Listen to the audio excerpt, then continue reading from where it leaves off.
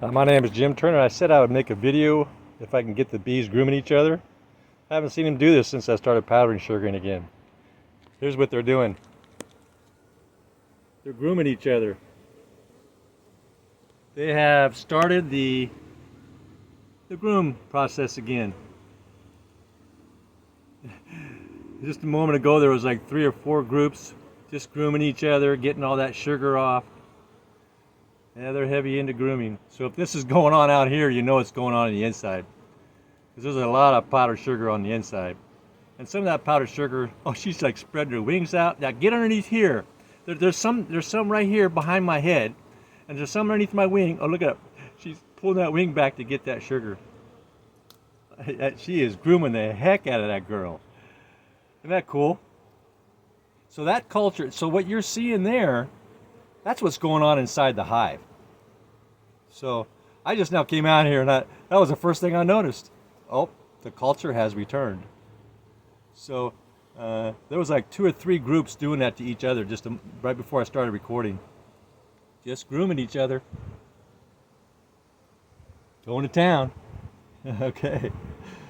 Well, that's what I wanted to create, right? I wanted to create that grooming culture. And it has been recreated.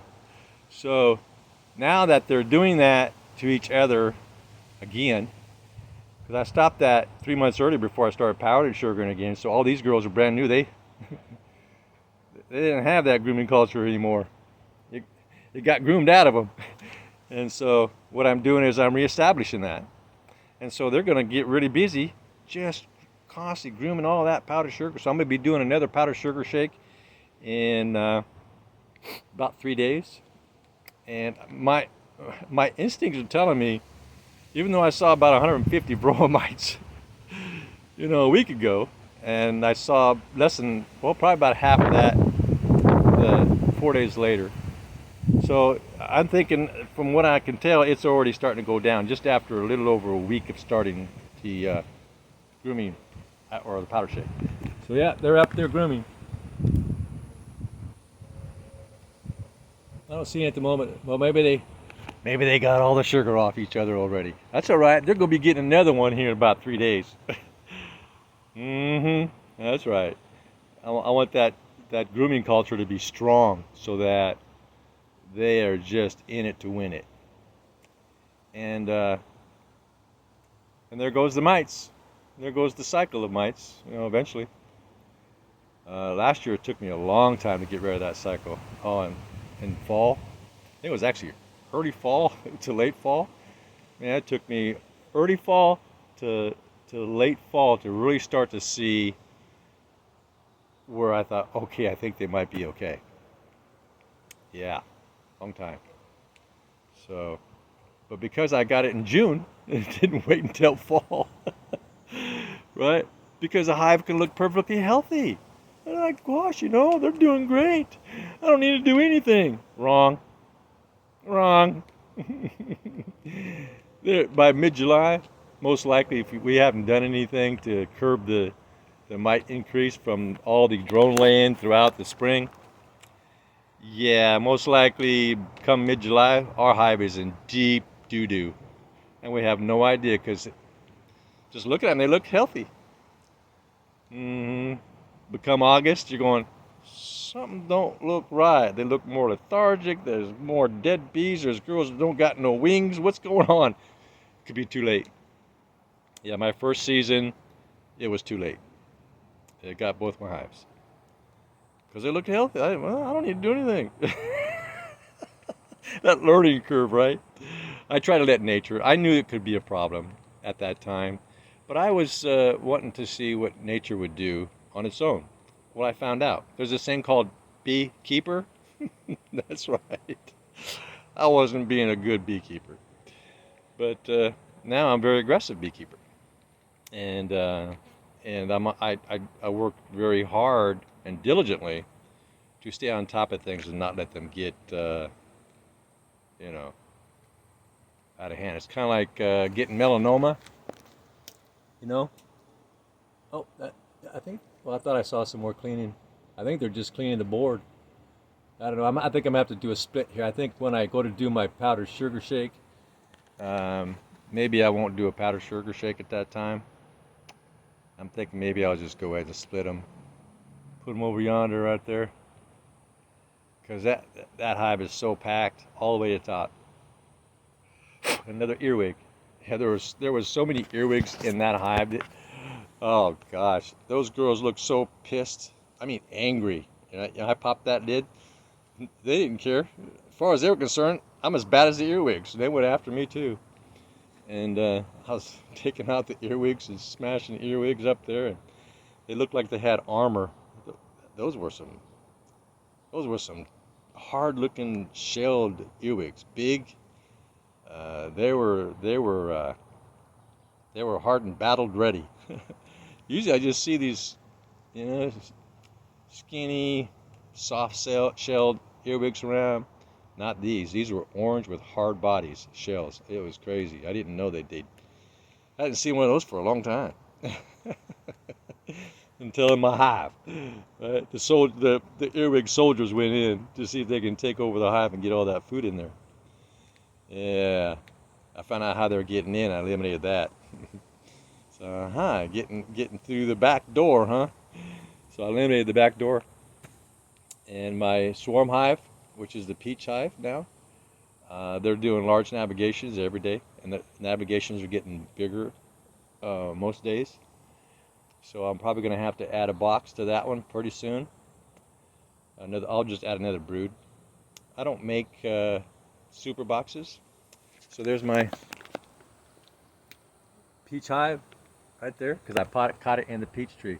I caught it in the peach tree, and I moved it on over there, honey, honey, yeah, honey, honey. Literally.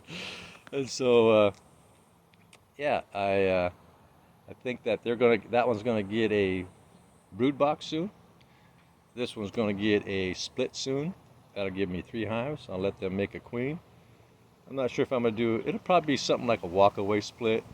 I'll just make sure that there's enough um, eggs and larvae, and I'll just leave the queen in this one. Well, unless she's in the box I take off. If she's in the box that I take off, um,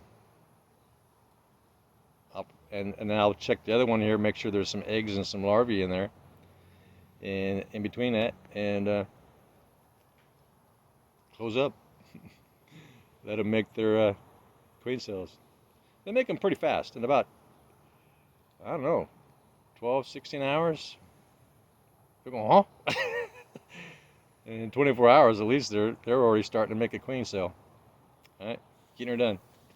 24 hours. Is that? No. No. Yeah, who knows? This is the first time I've been out. This is what, 2 o'clock or something? Yeah, 2:20. So this is the first time I've been out here today. So they were probably grooming each other all day up there. I just, wasn't here. So pretty much got all that sugar off each other. Now I'm gonna hit it again. Mm-hmm. Once again, I will hit it. And so please subscribe, thumbs up, ring the bell, leave a comment. Comments are important to me, because if someone says something that makes me think, I go into my research mode and, get all that verification and go, oh man, I wonder why I never heard that kind of stuff before. But here's the empirical data right here. How did I miss that? Right, so yeah, I like comments. Doesn't matter what they are. And that's kind of my day so far. I've just been doing a lot of stuff in the kitchen, preparing powdered sugar and stuff for my next shake, because I'm going to do a powdered sugar on this new peach hive, this swarm I caught. I'll be doing a powdered sugar on that because I want to check to see if there's any mites in there. And so I'll pull that observational panel out after I do a powder shake on that one, a top shake.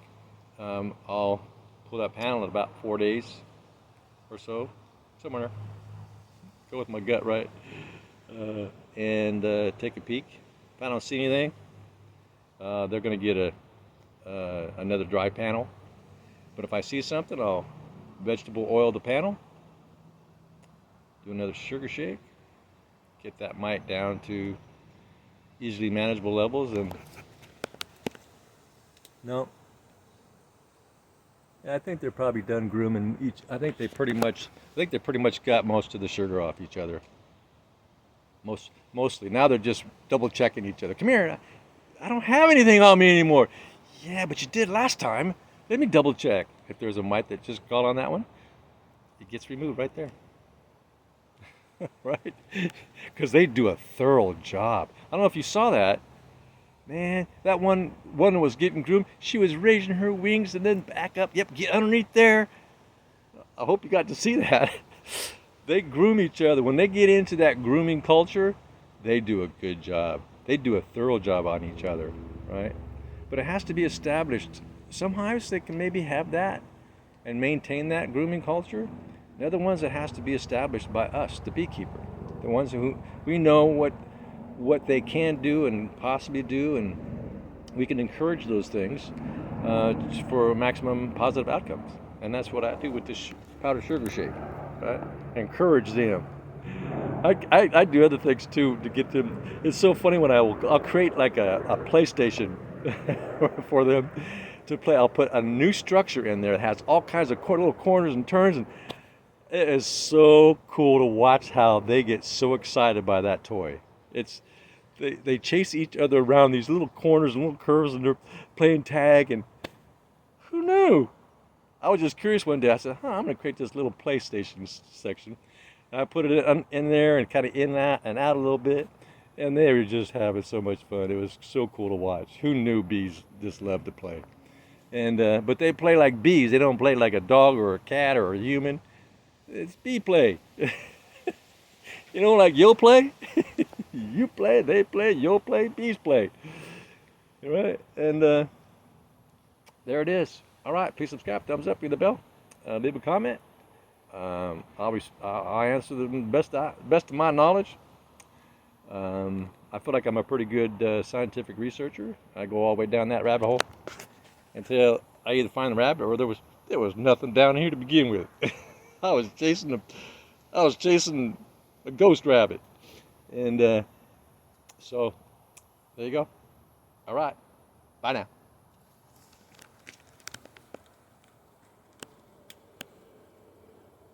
Done grooming.